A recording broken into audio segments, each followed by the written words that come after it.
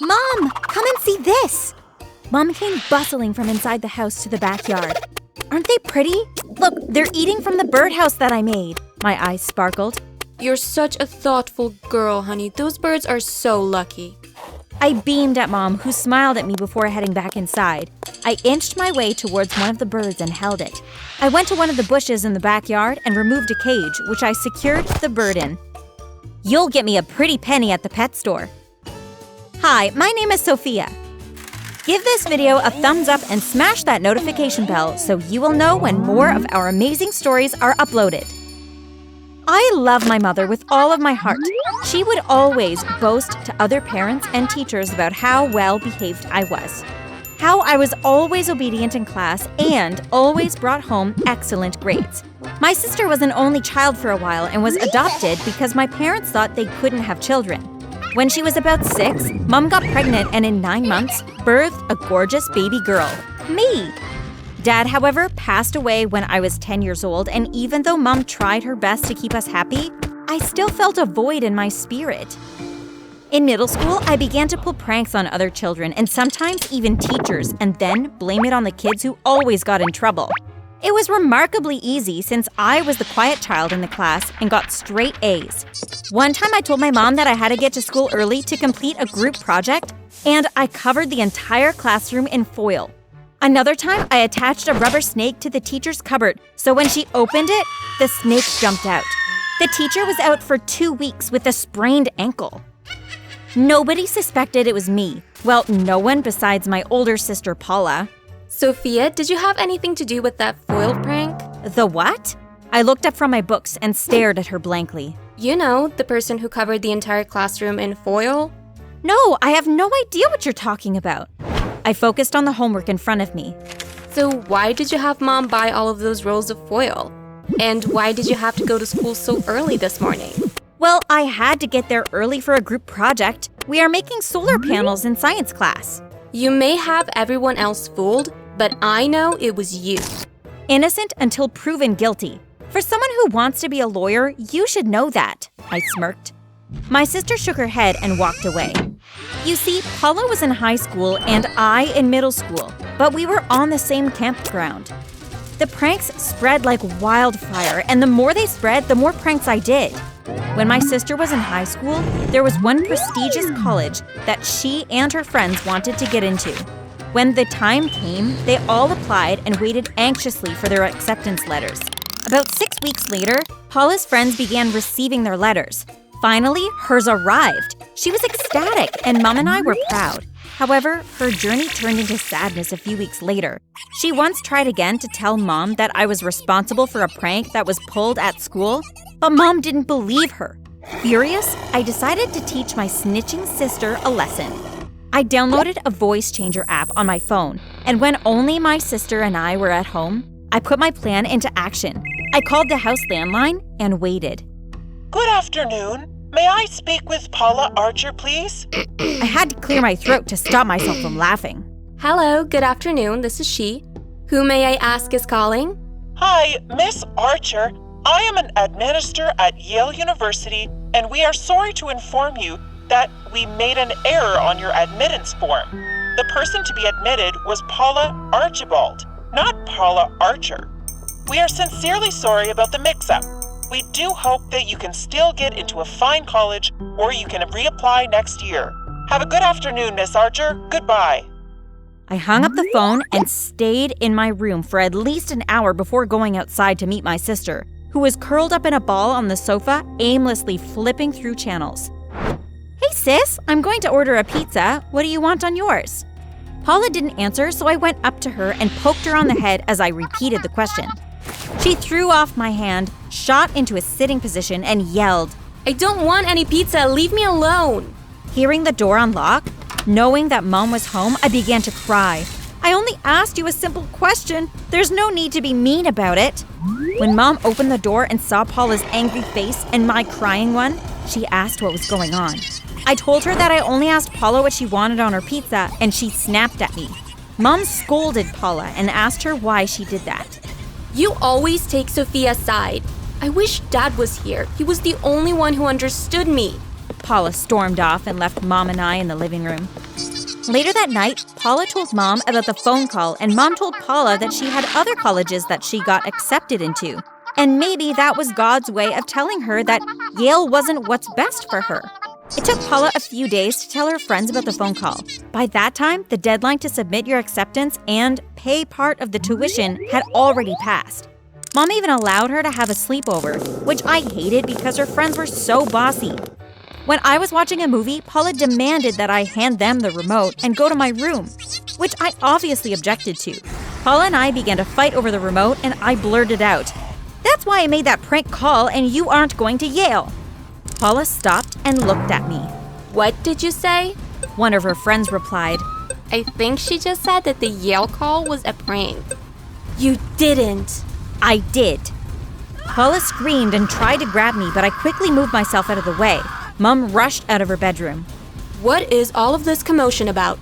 Do you know what your daughter did? Mom looked at me and Paula continued. She was the one that called and pretended to be someone from Yale. She made me lose my spot. Paula, you are 17. You could have made the call to Yale to find out why. You lost your own spot because you didn't follow up. Don't blame Sophia. I stuck my tongue out at Paula when Mom wasn't looking. Mom, can I watch TV in your room? Paula is being mean to me. Sure, baby. I smiled and skipped to Mom's room, jumped onto her bed, and flipped on the TV while Mom grilled Paula. Eventually, Paula got into a community college. I don't think she'll ever forgive me, though. Once I got into high school, I decided to up my pranks just a notch. As in, middle school teachers were none the wiser, but the students weren't as naive. In the cafeteria, while passing behind one of the girls named Becky, I threw some mashed potatoes at another student, Ryan. Ryan thought it was Becky, and even though she denied it, Ryan poured his juice over Becky's head, which started a food fight in the cafeteria. One of Becky's friends told the principal that I was the one who threw the food at Ryan. Becky then told her parents, and her parents wanted to meet with my mom the next day in the principal's office. Once I was seated in the principal's office, I cried to Mom and the principal and told them that Becky had been bullying me since the beginning of the year. I told them that Becky videotaped me while I was in the shower after gym, and she said that if I didn't do as she said, that she would post the video online. That day, I deserved an Oscar award. By the time I left the principal's office, Becky was grounded for a month and had to help clean the cafeteria for 2 weeks at school. I, on the other hand, went to the mall with Mom that day and got a cute new outfit. She was so sorry that I had to go through that ordeal with Becky. At high school, I strived to receive A's, as I loved the compliments that my teachers gave me, and it also kept me on their good side as the perfect student. After receiving the results of a test one afternoon in English class, my eyes widened when I realized I got a B.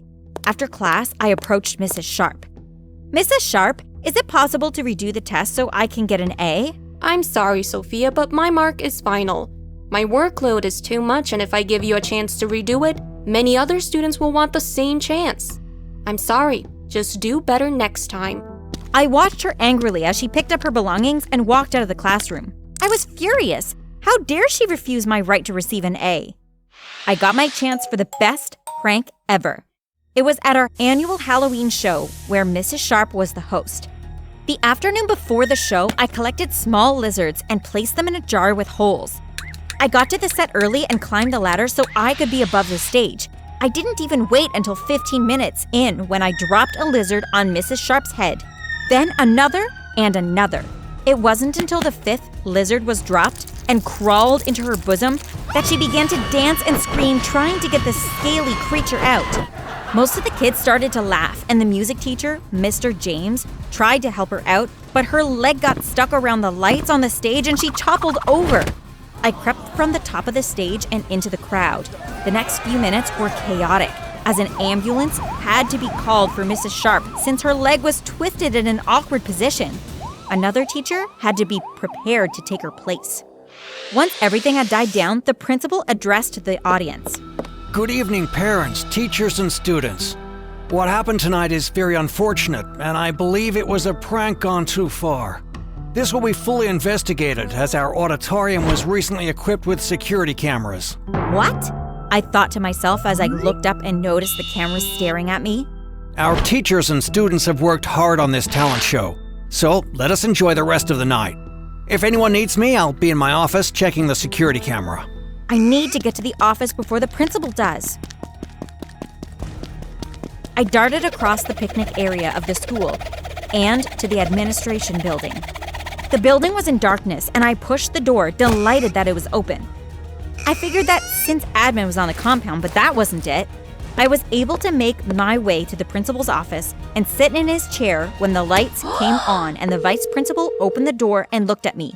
She was on the phone. "Sir, your plan worked, and you wouldn't believe who was behind it." The vice principal ordered me to sit in the chair outside the principal's office. A few minutes later, the principal arrived with a bottle of lizards in his hand and ushered me into his office. Miss Archer, I'm surprised that you were the culprit behind this. I opened my mouth to respond, but he put his hand up to stop me. If we test this jar for fingerprints, will your prints be on it? And before you answer, know that your response will have consequences. The principal rested the jar on his desk. I sighed heavily. "Yes, sir, my prints will be on the jar." The principal looked at the door. Ah, Mrs. Archer, thank you for joining us. I looked towards the door, and there stood my mother. She looked heartbroken. Have a seat, Mrs. Archer. Mom silently sat in the seat next to mine. I couldn't bring myself to look in her direction. The principal then turned to me. You see, Miss Archer, even though the cameras are up, they're not yet up and running.